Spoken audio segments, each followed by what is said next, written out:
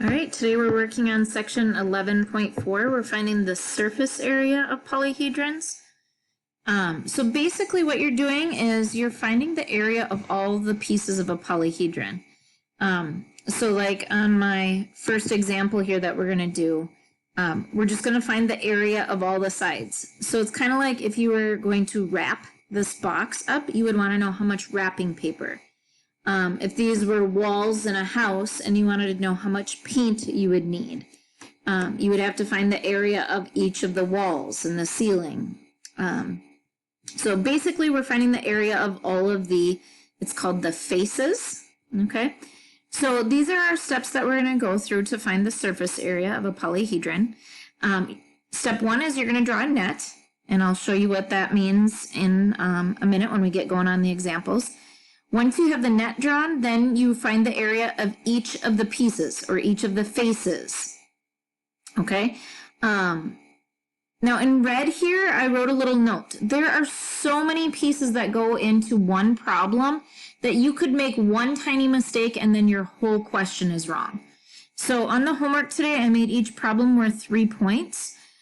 So please submit your written work. So obviously you're going to have to draw your net and write your area formulas and such on another sheet of paper. So please take a picture of that and send it to me so I can go through, and if you get any wrong, I'll go through and give you partial credit, okay? And make sure you do that on the test as well. Once you have the area of all of the pieces or all the faces, then you're going to add all of those areas up, and that will be your surface area. All right, so this one is a rectangular prism, okay? So what a prism is versus a pyramid.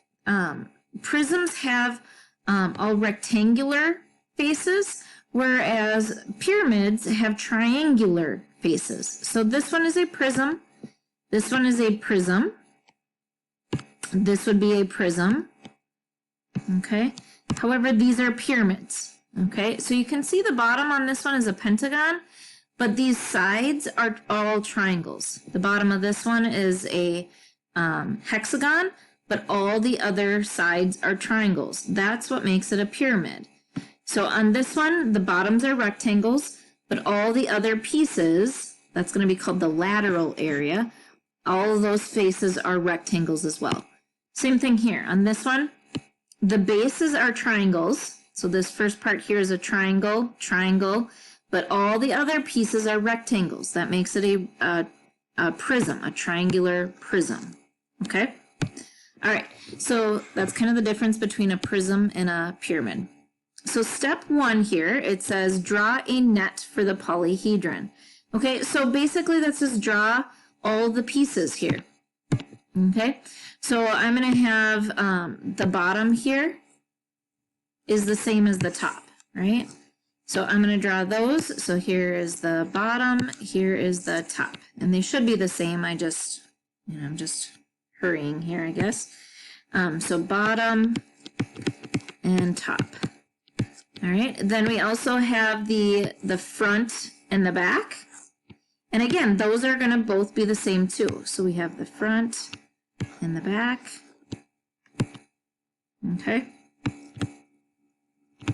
And then you'll have your sides. Okay, so the sides then will be these pieces. All right, so side and side. All right, and then we just need to find the area of each of those pieces. All right, so these are all rectangles. So all of our rectangles are going to be base times height. And so we write our formulas in, base times height, and base times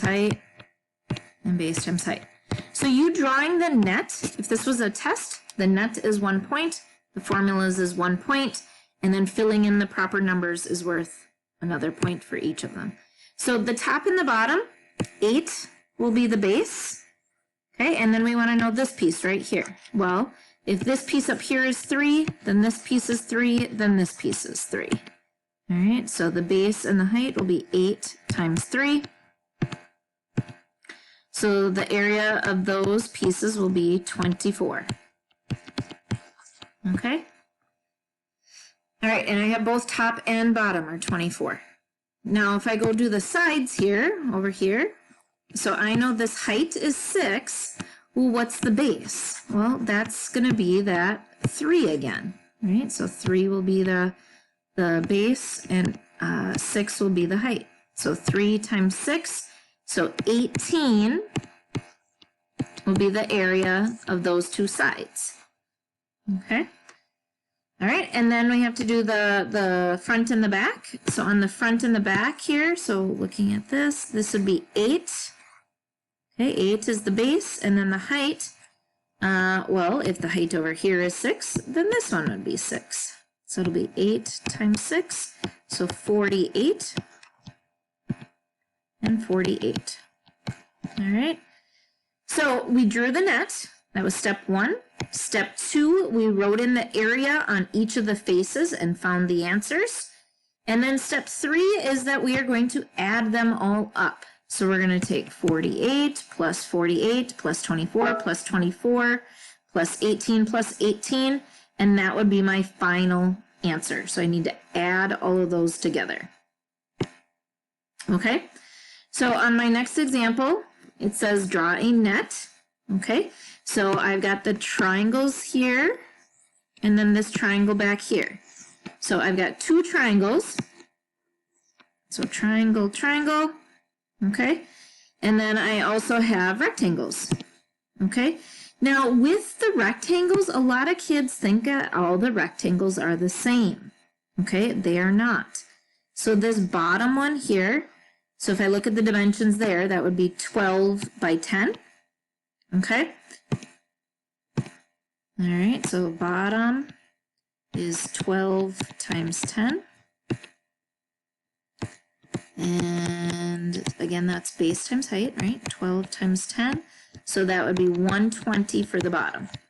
Okay. Then this side here. So what's this side rectangle? Okay.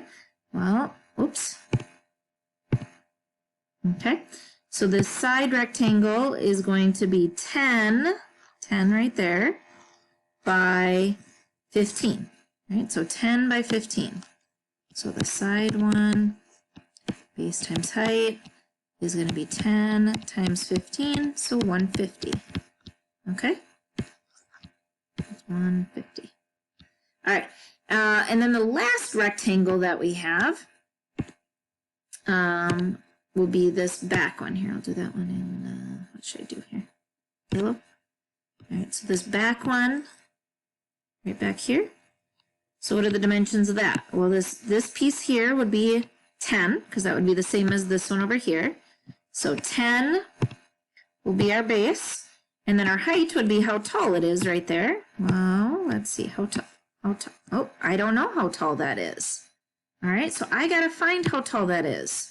So when I look at this front triangle here, all right, I knew that the bottom was 12, the slanted one was 15. So when I go ahead and I look at my Pythagorean triples, right, for a 12 and a 15, it ends up being 9. Okay, so again, this stuff from last chapter is not going away. So 9 then will be that height on that back yellow rectangle. So my yellow rectangle, so this is the back. Right, base times height, so 10 we said was the base, 9 is the height, so that would be 90. Okay, and then the last thing we just need to do is figure out the area of the triangles. So triangles are base times height, divide by 2. So see how where we could make a little mistake there. So the base of my triangle will be 12, the height will be 9. So it'll be 12 times 9 divided by 2. All right. So that's going to be 54. So 12 times 9 divided by 2. So 54 for that triangle, 54 for that triangle. Okay.